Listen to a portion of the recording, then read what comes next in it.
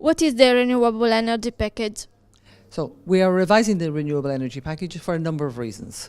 Firstly, we are responding to the political objectives that are currently being set for the European Union for 2030, the climate and energy targets that are there. But perhaps even more importantly than that, we are responding to the very extensive technology innovations that have taken place in the space over the period of time and the changes to the energy system that have taken place also. And in that context, the Renewable Energy Directive is designed to firstly support bringing renewable energy into the marketplace, and in this respect bringing forward the sufficient levels of investment through regulatory security, stability, and also reduction of capital costs for the investments.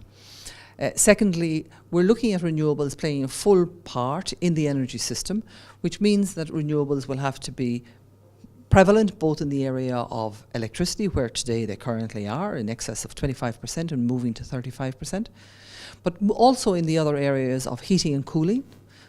After all, heating and cooling, it represents 50% of our energy consumption, and it really is essential that we have renewables play their part in that space. And also in the transport space, which is about 1/3 of the energy that we use, renewables can play their part also in the transport area. So that's part of what the Renewables Directive is about, is widening the extent to which renewables become part of our energy system. We also want to reinforce consumers. We have seen the emergence of active energy participants recently, where people now produce their own energy at home, use it, store it, sell it to the grid and buy for the grid. And we really believe that this is a very important innovation in the energy system that allows consumers to be active, and we want to support that going forward. We also want to have some efficiencies with regard to the administrative procedures, with regard to cooperation across the member states, a regional approach to energy, and of course ultimately to support the innovations that we need in the marketplace to make all of this happen. We're working very hard on the content now of the revision of the Renewables Directive. It's been done, of course, in collaboration with the work we're doing both for energy efficiency and the updating of the texts there, the electricity market design, and of course the governance process for 2030 climate and energy strategy.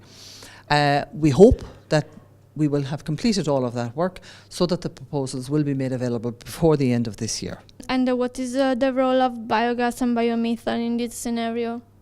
So when we look at the renewable possibilities that are available to us, bioenergy clearly plays an important role.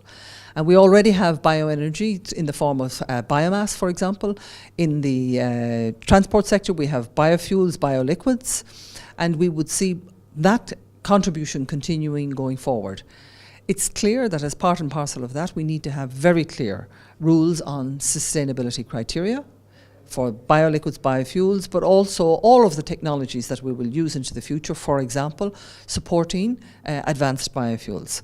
So in the provisions, we will look at the sustainability criteria, whether they need to be enhanced and developed in order to support the opportunity that exists for bioenergy to play an important role in decarbonising our economy.